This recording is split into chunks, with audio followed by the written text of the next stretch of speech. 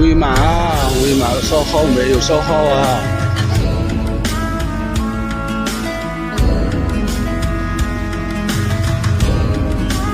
现在我们就做不了了，对吧？威马、15、SUV 的这种品牌车辆啊，这个出现了问题，我们没有地方去维修，没有地方去保养，而现在连厂家都倒闭了。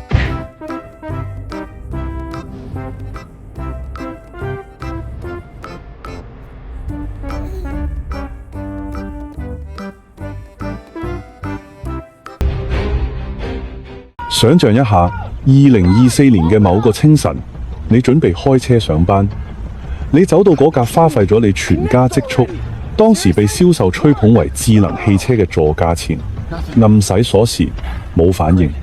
你偷出手機，打開 App 想遠程解鎖，顯示服務器異常。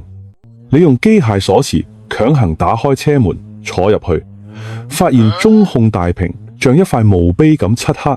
導航冇咗，音樂冇咗，甚至連空調都冇法調節。呢一刻，你唔係坐咗喺車裏，你係坐咗一塊巨大嘅、昂貴嘅、無法移動嘅工業廢鐵裏邊。呢個唔係恐怖片，呢個係發生喺2023年底到2024年初數萬名威馬車主身上嘅真實慘劇。呢家曾經號稱新勢力四小龍之首，融資金額超過350億人民幣，曾經將蔚來、小鵬、理想踩在腳下嘅冠軍車企喺一夜之間崩塌咗，服務器拔線，門店關門，售後停擺。而呢場災難嘅始作俑者威馬汽車創始人沈輝，此刻喺邊度？有人話佢喺美國紐約睇球賽，有人話佢喺德國慕尼黑談生意，但所有人都清楚一樣嘢。佢潤啦，藉住參加車展嘅名義，上演咗一出完美嘅金蟬脫殼，留俾國內嘅係400億嘅巨額債務，同無數欲哭無淚嘅車主、供應商以及被欠薪已久嘅員工。我係車市黃金眼，今日我哋要做嘅唔係簡單嘅食瓜，而係要進行一場徹頭徹尾嘅商業屍檢。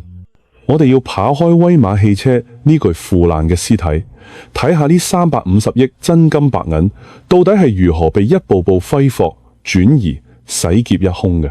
睇下呢個曾經被視為國產之光嘅品牌，係如何喺資本嘅狂歡中墮落成一場精心設計嘅龐氏騙局。坐穩咗，真相遠比你想象嘅更殘酷。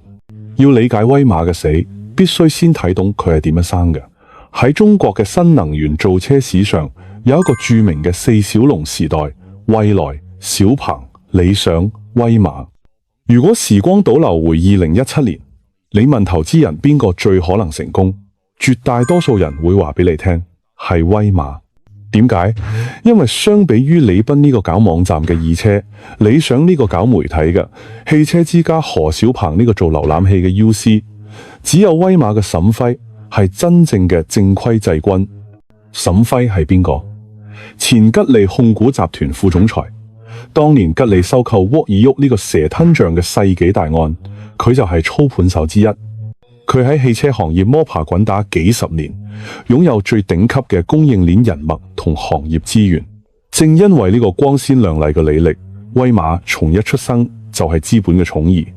百度投咗，騰訊投咗，紅杉資本投咗，甚至連各個地方嘅國資委都搶住送錢。從 A 輪到 D 輪，威馬累計融資超過350億人民幣，亦都有數據話係410億。呢個係咩概念？喺蔚來最困難，李斌被稱為2019年最慘嘅人嘅時候，威馬手裏揸住大把現金；喺理想 ONE 仲喺被質疑係脫褲放屁嘅增程車嘅時候，威馬已經喺溫州建起咗僅次於特斯拉嘅工業 4.0 工廠。嗰陣時嘅威馬銷量一度係新勢力嘅第一名。沈輝甚至喺微博上公開約到美團王興，話威馬一定會係造車新勢力嘅 Top 3。但係朋友們，呢度有一個巨大嘅邏輯陷阱，亦係威馬走向死亡嘅第一個伏筆。資本睇重沈輝係因為佢識傳統造車，但資本忽略咗新能源時代嘅邏輯已經變咗。沈輝嘅優勢成咗佢最大嘅詛咒。佢用傳統車企嗰套重資產、鋪攤子、搞關係嘅舊地圖，試圖尋找新大陸。威馬從一開始就走錯咗路，佢哋冇好似蔚來咁砸錢搞服務，冇好似小鵬咁死磕智能化，亦都冇好似理想咁精準定位產品經理思維。威馬做咗一件最平庸嘅事，做咗一台帶住電池嘅燃油車。呢個就係我哋接落嚟要揭秘嘅產品之惡。威馬嘅銷量擔當，亦係佢嘅送命題威馬 EX5。呢台車喺當年賣得非常好，點解？便宜，空間大。但如果你將佢升起嚟睇底盤，懂車嘅人都會倒吸一口涼氣。呢根本唔係純電平台，呢個係一個典型嘅油改電產物。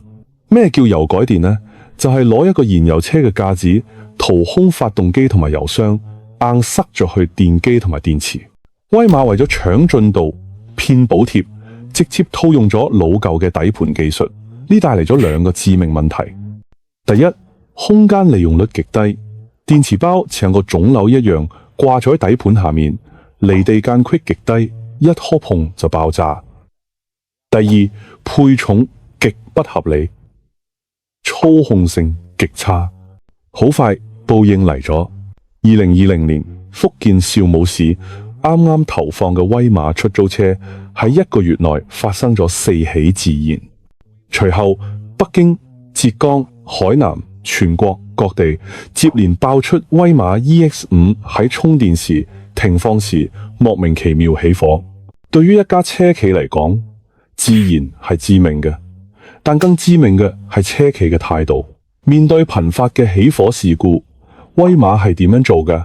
召回換電池咩？咁太貴啦，沈輝不是得呢筆錢啊！佢哋幹咗一件汽車工業史上最無恥、最下流嘅事情——鎖電。2021年春節期間，威馬借住免費檢查車輛嘅名義，或者偷偷通過後台 OTA 升級，喺車主唔知情嘅情況下，強行鎖定咗電池嘅可用電量。好多車主發現，原本能跑400公里嘅車，一夜之間只能跑200幾公里啦。充電電壓被限制，充電速度變慢。威馬嘅邏輯係，既然電池質量差，容易起火，咁我就唔俾你充滿電，咁就唔容易着火啦。呢個係咩強盜邏輯？我花錢買咗50度電嘅電池，你偷偷俾我鎖成30度，呢個相當於你買咗個100平米嘅房子。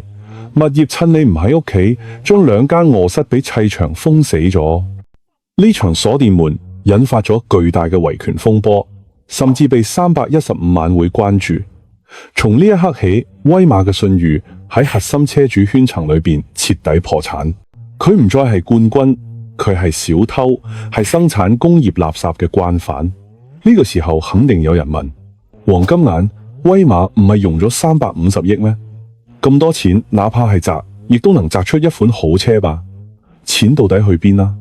呢個問題問得好，呢350億就好似掉中咗黑洞。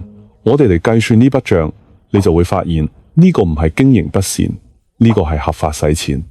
第一大黑洞，重複建設嘅重資產。蔚來早期揾江淮代工，小鵬揾海馬代工，為咗乜嘢？為咗省錢研發技術。但威馬不，沈輝堅持要自己建工廠。佢喺溫州建咗一個工廠，花咗100幾億，轉頭又喺湖北黃岡建咗第2個工廠，又係100幾億。2個工廠產能規劃幾十萬輛，結果呢？威馬一年嘅銷量頂峰先至4萬輛，產能利用率連10%都唔到。呢啲鋼筋水泥全係無效資產，但喺建工廠嘅過程中，基建、採購、設備，呢個中間有幾多油水，有幾多利益輸送，我唔講，大家自己品。第2大黑洞，荒唐嘅營銷與渠道。威馬嘅營銷堪稱災難，佢哋花巨資請明星代言，辦豪華發佈會，甚至將車送俾駐唱歌手。最離譜嘅係渠道模式，威馬為咗刷銷量，採取咗極其激進嘅經銷商模式，甚至傳出把車賣俾自己嘅關聯租賃公司，左手倒右手騙取國家新能源補貼。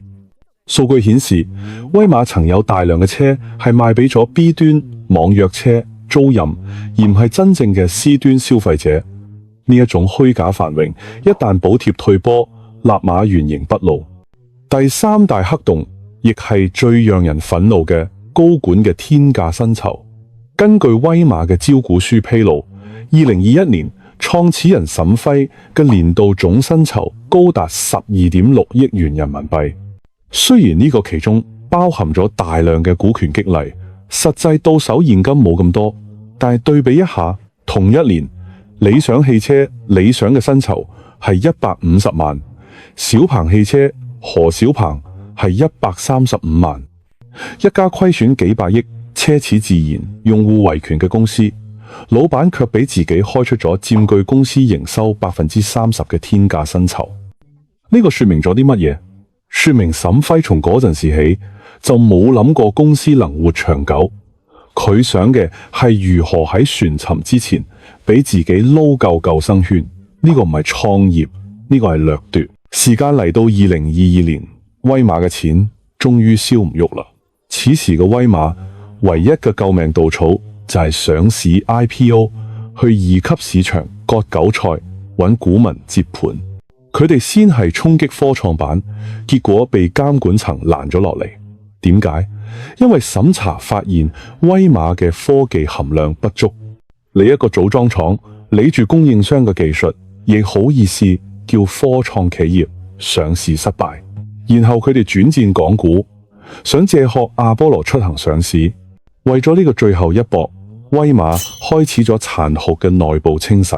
2022年底，沈輝發咗一封內部信，叫全牲口一樣活下去。聽聽幾咁悲壯。但實際上呢，員工降薪50%，停發年終獎，供應商貨款拖欠，威馬嘅員工喺寒風中拉橫幅討薪，威馬嘅供應商喺工廠門口堵門。而此時嘅威馬高層喺幹度乜？佢哋喺度忙住轉移資產。有媒體爆料，喺威馬暴雷前夕，威馬將旗下嘅核心資產專利通過各種複雜嘅股權操作，轉移到咗沈輝個人或其親屬控制嘅海外公司名下。係咪好眼熟？呢個唔就係賈躍亭嘅劇本咩？甚至比賈躍亭更惡劣。賈躍亭好歹仲留咗個 FF 喺度做車，沈輝呢一個係直接將家底掏空，準備跑路。到咗2023年，威馬實際上已經腦死亡，官網打唔開，400電話冇人接聽，辦公室人去樓空，遍地係冇人要嘅合同同文件。嗰啲曾經相信威馬嘅投資人，百度、騰訊、地方國資幾百億嘅投資，全部打咗水漂。呢個可係國有資產流失啊！結局嚟咗。2023年9月10號，沈輝喺微博上發咗一條消息：呢周出差去咗慕尼黑，然後會去紐約。呢條微博成咗佢留俾中國互聯網嘅最後一句名言。呢個邊度係出差？呢個係潤。有知情人士透露，沈輝早就人在國外啦，家人亦都早就轉移咗。佢留俾國內嘅只有一紙蒼白無力嘅聲明，講乜唔會跑路，正在尋求融資。呢種鬼話，連剛畢業嘅大學生都唔信。而最慘嘅係威馬嘅車主們。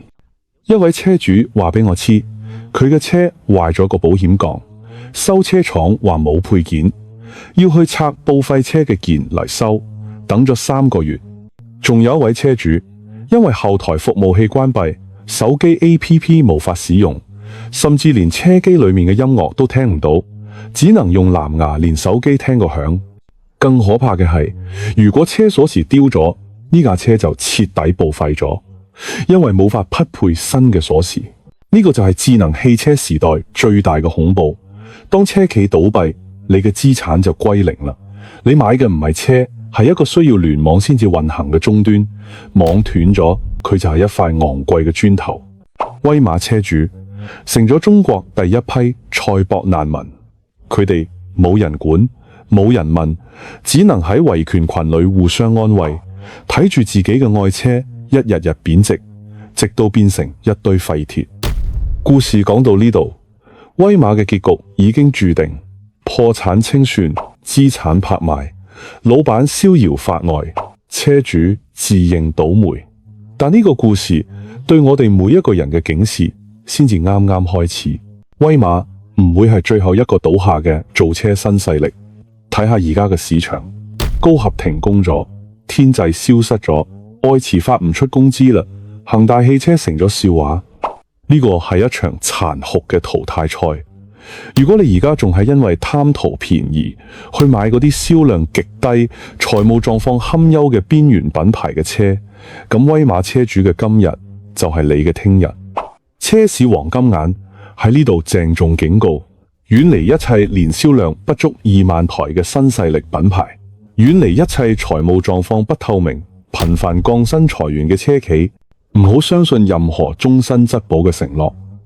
車企倒咗，承諾就係廁紙。做車係一場馬拉松，唔係100米衝刺。沈輝同威馬用350億嘅代價，俾中國汽車工業上咗一堂最昂貴嘅課。冇核心技術，只靠資本運作同 PPT 畫餅，最終只能做出工業垃圾。而嗰啲把用戶當韭菜割嘅創始人，歷史終將把佢哋釘在恥辱柱上邊。我係車市黃金眼，一個專注於扒開商業遮羞布嘅頻道。如果你唔想成為下一個被收割嘅韭菜，如果你想睇清呢個迷霧背後嘅真相，請訂閱我嘅頻道，點讚呢條視頻。你嘅每一次點讚都係對無良資本嘅一次回擊。下期視頻我哋嚟傾下另一家正在懸崖邊緣瘋狂試探嘅千億巨頭。關注我，唔好讓貧窮限制咗你嘅想象力，更別讓謊言蒙蔽咗你嘅雙眼。我哋下期見。